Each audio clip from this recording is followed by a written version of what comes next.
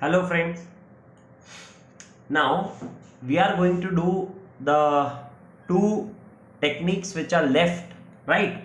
तो हमारे पास दो टेक्निक्स बची है, वो अब हम कंप्लीट करते हैं। तो हम दो जो टेक्निक्स हमारे पास बची हैं उसमें से पहली टेक्निक है that is your scenario analysis, और दूसरी जो एक और टेक्निक बची है वो बची है सेंसिटिविटी एनालिसिस। ठीक है, ये हमको सारी टेक्निक्स पढ़नी थी, उसमें से दो ही बची हुई है अब हमारे पास। डिसीजन ट्री और सिमुलेशन टेक्निक वो अब हमारे कोर्स में ही नहीं है, ठीक है ना। तो हमारे कोर्स में ये दो टेक्निक्स और बची है which we have to actually study, right. चलो, तो now let us talk about scenario. Scenario का मतलब क्या होता है? अपन बोलते हैं ना कि ये सिनेरियो होगा तो ये सब चीज हो सकती है। ऐसा सिनेरियो होगा जैसे इकोनॉमी में अभी हम बोलते हैं कि कोविड की वजह से सिनेरियो बहुत वीक है, तो जो कैश फ्लोज होंगे ना वो एक्सपेक्टेड हमारे ये हो सकते हैं। ऐसे अगर बहुत बूम चल रहा है मार्केट तो हम बोलेंगे कि हमारा सिनेरियो बहुत स्ट्रांग है, तो हमारे कैश फ्लोज ये होंगे। तो हर सिनेरियो में we will calculate the NPV and this is called as your scenario analysis. यहां पर हमने रिस्क को क्या करा, एनालिसिस कर दिया, ठीक है। तो उसके बेसिस पर now we are going to see question number 6। अरे बहुत सिंपल चीज है ये। अब तो क्वेश्चन नंबर 6 में देखो क्या बोल रखा है, XYZ limited is considering a project A with the initial outlay of rupees 14 lakhs and the possible 3 cash inflows attached with the project is as follows। Worst case हुआ तो उसने बता दिया भाई ये कैश इनफ्लो होगा, मोस्ट लाइकली हुआ तो ये कैश इनफ्लो होगा, और अगर बेस्ट केस हुआ तो आपका ये कैश इनफ्लो होगा, ये बता दिया तीनों केस में। और assuming the cost of capital is 9%, determine the NPV in each scenario। If XYZ Limited is certain about the most likely result but uncertain about the third year's cash flow, what will be the NPV? What will be the NPV expecting worst scenario in the third year? ठीक है, तो वो हमारा second question है। But पहले question में हमसे ये बोला है कि आप सिनेरियो एनालिसिस में अगर हमारा कैपिटल आउटले 14 लाख है तो आप ये scenario analysis worst case, most likely और बेस्ट केस में ये निकाल करके बताओ कि कितना कितना एनपीवी होगा। तो आप इसमें क्या करोगे, आई बिलीव हम कॉलम्स जब बनाएंगे तो पहले वर्स्ट केस उसके दो कॉलम बनाओगे, कैश इनफ्लो और पीवी। फिर उसके बाद एक और बनाओगे आप, that will be your most likely cash inflow PV, और फिर best case cash inflow PV. ये 6 कॉलम तो इधर हो गए, एक कॉलम पर्टिकुलर्स और एक column discounting factor. Particulars, discounting factor और फिर ये 6 column, worst case, most likely और आपका बेस्ट केस। और वर्स्ट केस, मोस्ट लाइकली और बेस्ट केस के अंदर दो दो सब कॉलम आ जाएंगे। ऐसा करके बनाओगे। अब आप उसमें सबसे पहले लिखोगे PV of CI. PV of CI निकालने के लिए अब हम क्या करेंगे, वर्स्ट केस के ये कैश इनफ्लो को लिखोगे आप, ईयर 1 2 3 डाल दोगे पर्टिकुलर्स में, और वहां पर जो आपका वर्स्ट केस है उसके कैश इनफ्लो में लिख दोगे तीनों, ठीक है। ऐसे मोस्ट लाइकली वाले कॉलम में लिख देना ये, और बेस्ट केस वाले में लिख देना। फिर डिस्काउंटिंग फैक्टर के कॉलम में 9% का डिस्काउंटिंग फैक्टर निकाल दो ईयर 1 2 3 का, 1 डिवाइड बाय 1.09 करके इक्वल्स टू में पहला, दूसरा एक और बार इक्वल्स टू में, तीसरा तीसरे बार के इक्वल्स टू में, ये तीनों लिखा। अपने अपने कैश इनफ्लो को इससे मल्टीप्लाई करोगे तो पीवी आ जाएगा। वो पीवी में से हर बार कैश आउटले तीनों केस में से माइनस कर देना, तो आपको एनपीवी पता पड़ जाएगा। ये समझ में आ गया? ऐसे हम इसको करेंगे, मैं आपको दिखा देता हूं अब इसका solution, right. Let us see the solution of this now. Okay, देखो ये रहा आपके सामने सॉल्यूशन।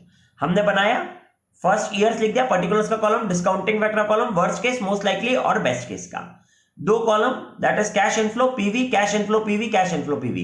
ये कैश इनफ्लो जो गिवन थे वो लिख दिए, और डिस्काउंटिंग फैक्टर से मल्टीप्लाई करके पीवी निकाल लोगे। मैंने निकाला नहीं है, वो आप निकाल लोगे, और फिर पीवी ऑफ सीआई आ जाएगा आपके पास।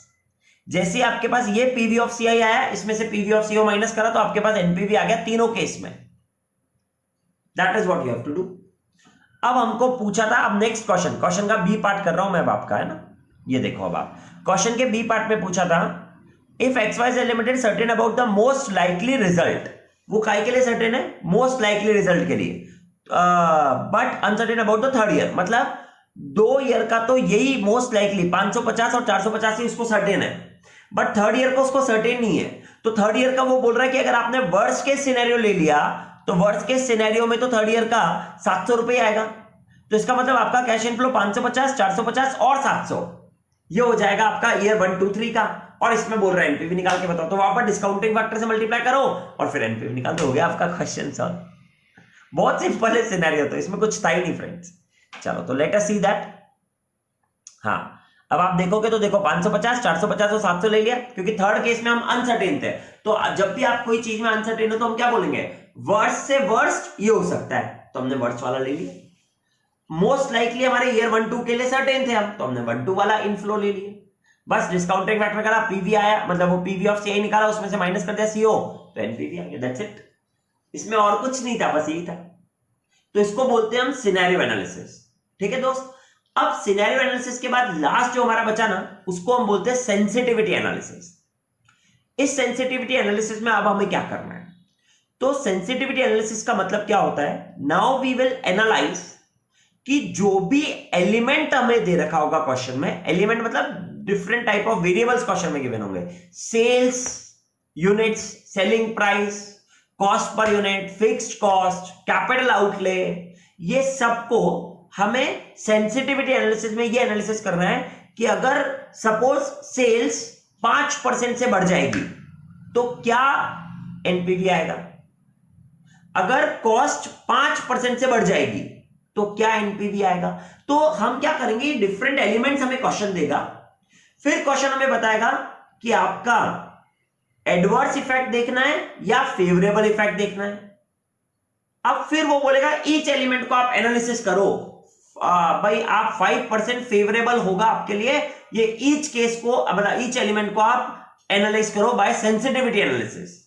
तो अपन सेंसिटिविटी का मतलब क्या होगा कि अपन बाकी सब चीजों को कांस्टेंट रखेंगे, सिर्फ एक चीज को जो क्वेश्चन बताएगा उसको चेंज करेंगे 5% से, मतलब सिर्फ उसको चेंज करेंगे, मतलब हम ऐसे जितने भी एलिमेंट्स गिवन है उतने केसेस बनाएंगे अलग अलग। एक बार सेल्स चेंज करके एनपीवी निकालेंगे, एक बार कॉस्ट चेंज करके एनपीवी निकालेंगे, एक बार फिक्स्ड कॉस्ट चेंज करके एनपीवी निकालेंगे। तो उन सबका या तो एडवर्स इफेक्ट या फेवरेबल इफेक्ट ये क्वेश्चन बताएगा हमको।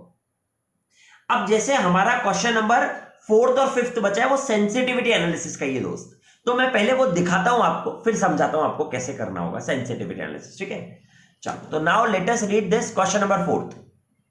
अब देखो इसमें क्या गिवन है हमें ना, हम रीड करते हैं। X limited is considering the new product with the following details. इसकी डिटेल्स दे दी, इनिशियल कैपिटल कॉस्ट लगेगी इसमें 400 करोड़ की, एनुअल यूनिट सेल्स हम करेंगे 5 करोड़ का, ये रुपीज हटा देना उसमें से, 5 करोड़ ही आएगा। सेलिंग प्राइस पर यूनिट ₹100 होगा, वेरिएबल कॉस्ट पर यूनिट ₹50 होगा, fixed cost per year 50 crore होगा और डिस्काउंट रेट आपका 6% होगा।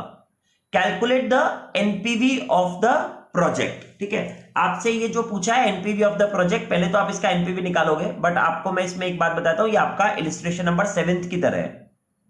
देखो ये रहा इलस्ट्रेशन नंबर 7th की तरह, एग्जैक्टली इलस्ट्रेशन नंबर 7th आपकी बुक मॉड्यूल का, और ये बिल्कुल सेम है। तो मैं आपको इलस्ट्रेशन नंबर 7 से ही पढ़ा रहा हूं अभी। ठीक है, देखो तो इसमें ये सब चीज गिवन है और बोल रहा है एनपीवी निकालो प्रोजेक्ट का। अब इसमें फ्रेंड्स है ना, आपको ये जो एनुअल यूनिट सेल्स गिवन है और वो सेलिंग प्राइस पर यूनिट है, मल्टीप्लाई करोगे तो सेल्स आ जाएगा। इसमें से annual sales units multiply variable cost करोगे, माइनस कर दोगे आप तो कंट्रीब्यूशन आ जाएगा। उसमें से आप फिक्स्ड कॉस्ट माइनस कर दोगे तो you are going to get the EBIT या ईबीआईडीटी जो भी आप बोल लो, वो प्रॉफिट आ गया आपके पास। That will become your cash inflow.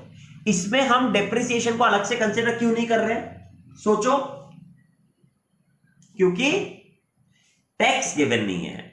अगर टैक्स रेट होता तो डेप्रिसिएशन को अलग से कंसीडर करना पड़ता, इसमें करने की जरूरत नहीं है क्योंकि टैक्स गिवन नहीं है।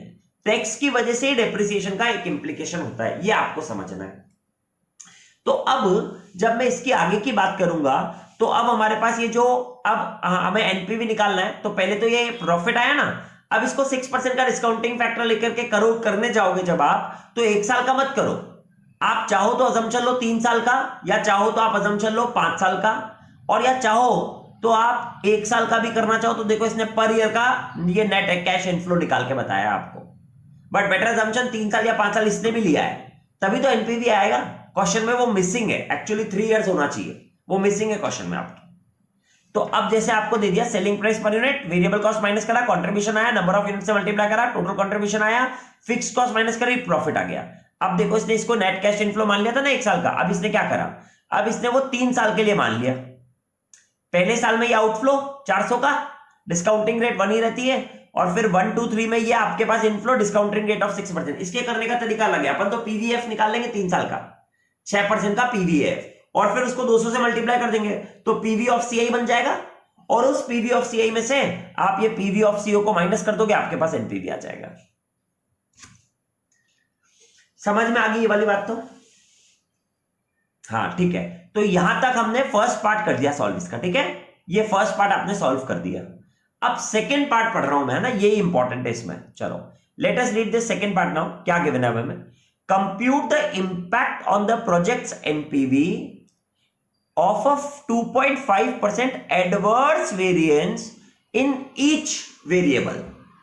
Which variable is having maximum effect?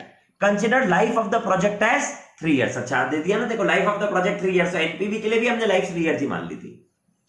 अब अगर हमें impact on the project NPV of 2.5% adverse variance के लिए बोल रहा है। एडवर्स का मतलब क्या होता है?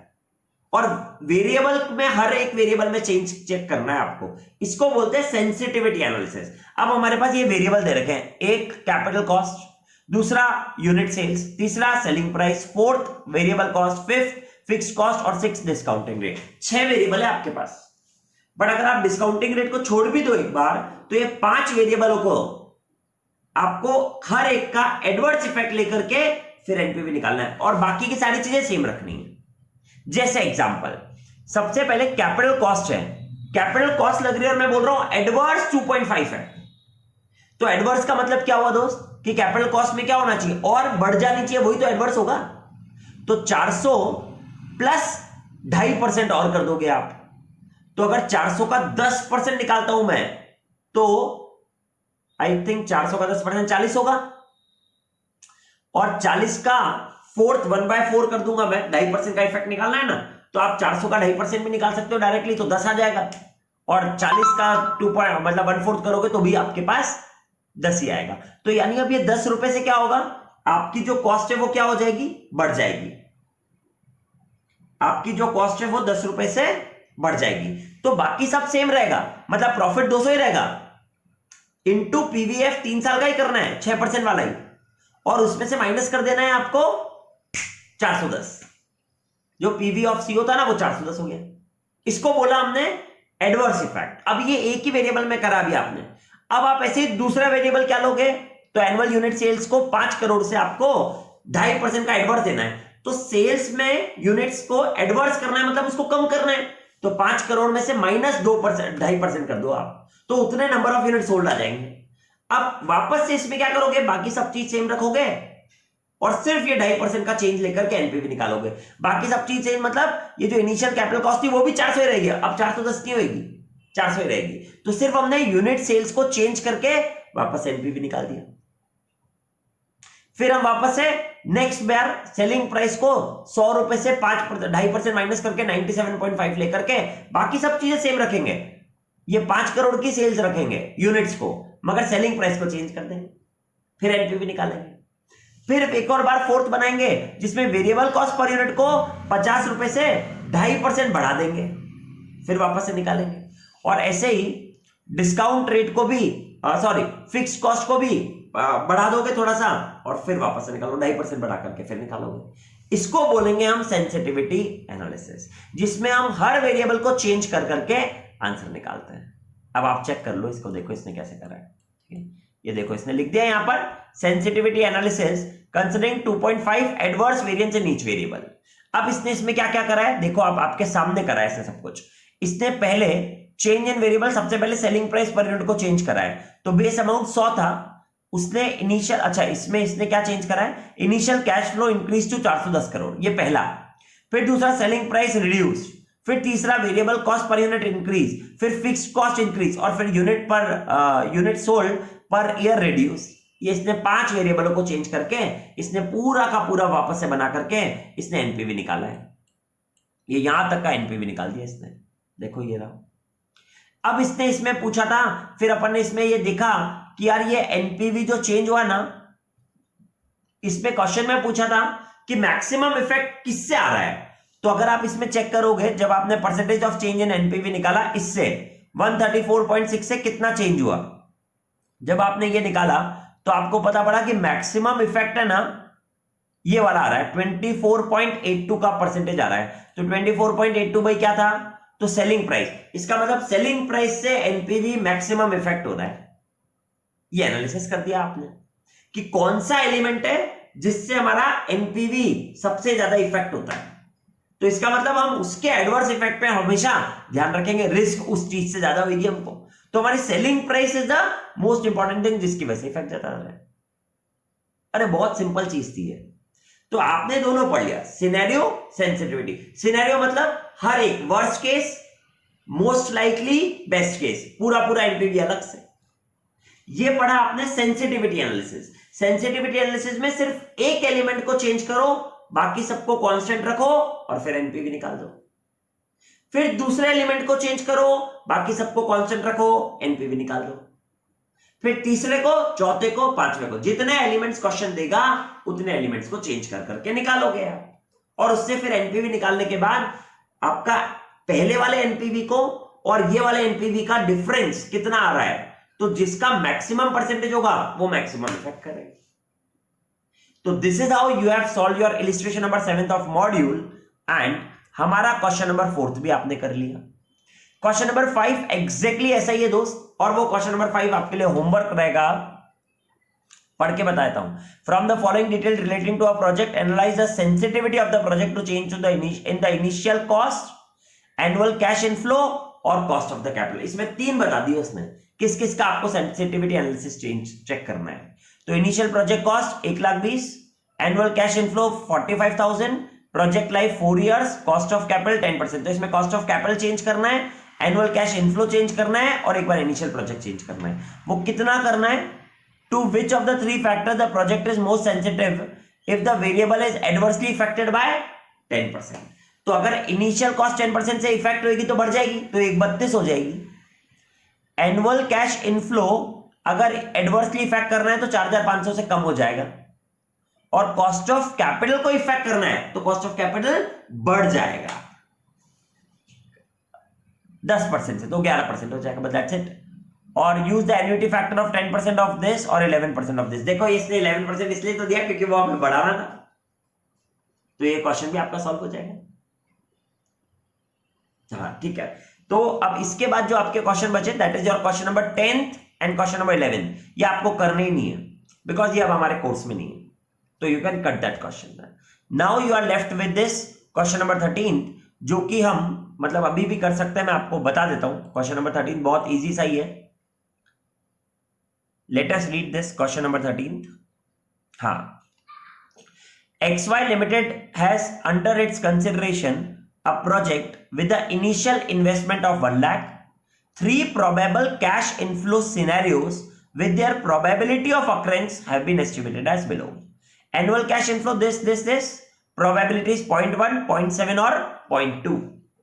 The project life is 5 years and the desired rate of return is 20%. The estimated terminal value of the project assets under the 3 probability alternative respectively are 0, 20,000 or 30,000.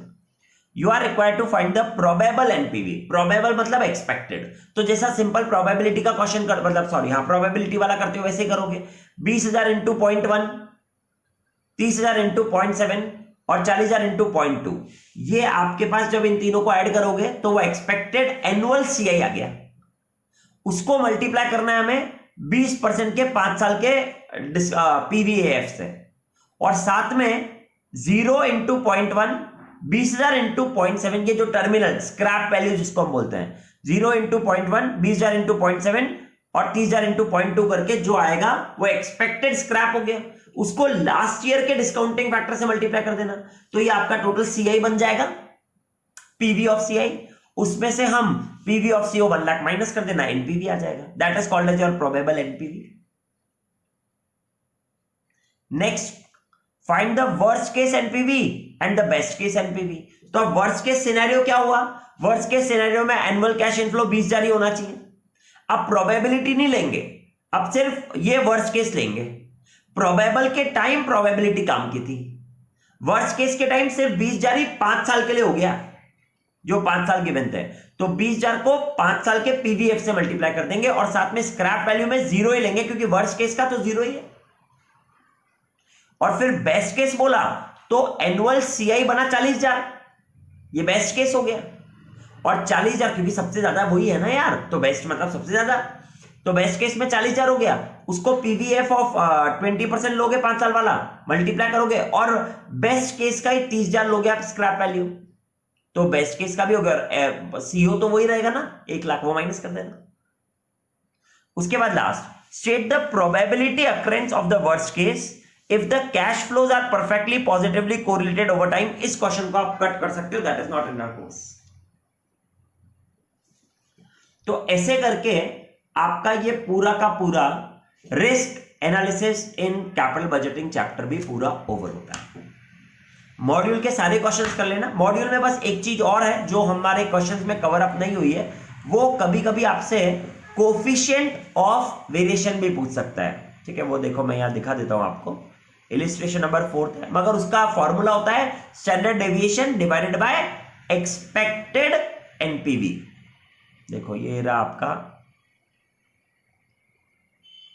हाँ, कोफिशिएंट ऑफ वेरिएशन कभी question में गलती से पूछा है, जैसे illustration number 4 में पूछा है, तो उसका फॉर्मूला क्या है, स्टैंडर्ड डेविएशन जो आप निकालना जानते हो उसको डिवाइडेड करना है आपको एक्सपेक्टेड रिटर्न या एक्सपेक्टेड कैश फ्लो से, जो आप वो एक्स बार की जिसको हम बोलते हैं CF बार जिसको हम बोलते हैं ना, जो आपने एक्सपेक्टेड कैश इनफ्लो निकाला या एक्सपेक्टेड एनपीवी निकाला, उससे डिवाइड कर दो आप स्टैंडर्ड डेविएशन को, तो आपके पास कोफिशिएंट ऑफ वेरिएशन आ जाएगा। ये इसने इस वाले क्वेश्चन में बस यही पूछा था। देखो ये कैश इनफ्लो दे दिया, प्रोबेबिलिटी दे दिया, तो कैश इनफ्लो को प्रोबेबिलिटी से मल्टीप्लाई करके जो प्लस कर गया वो एक्सपेक्टेड बन गया। फिर आप स्टैंडर्ड डेविएशन निकालो, डिवाइड बाय एक्सपेक्टेड कर दो, आंसर आ गया आपका coefficient of variation. Expected value निकाल दी ना, 14,000 आ गया ना और 18,000 आ गया। फिर इसने वो वेरिएंस भी निकाल दिया, वो सब स्टैंडर्ड डेविएशन भी आया 2190, तो जैसे ही स्टैंडर्ड डेविएशन आया 2190 डिवाइड बाय 14,000, तो आपका आंसर आ गया कोफिशिएंट ऑफ वेरिएशन का। देखो ये रहा 2190.90 डिवाइड बाय 14,000 आ गया।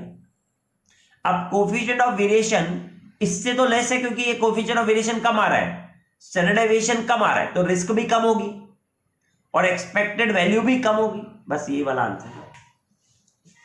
तो बस यही एक चीज थी जो आपको एक्स्ट्रा करवानी थी। ये चैप्टर बहुत इजी है। वापस से ये वाला चैप्टर, फिर आपका डिविडेंड वाला चैप्टर जो आपने करा है, ये सब चैप्टर है ना 5-5 मार्क्स में क्वेश्चन में एग्जाम में आ सकते हैं, मगर बोनस मार्क्स हैं क्योंकि सिर्फ एज इट इज क्वेश्चन उठ करके आएगा इसका। चलो अब हम आपका नेक्स्ट लेक्चर से वर्किंग कैपिटल स्टार्ट कर देंगे, ठीक है। Thank you very much.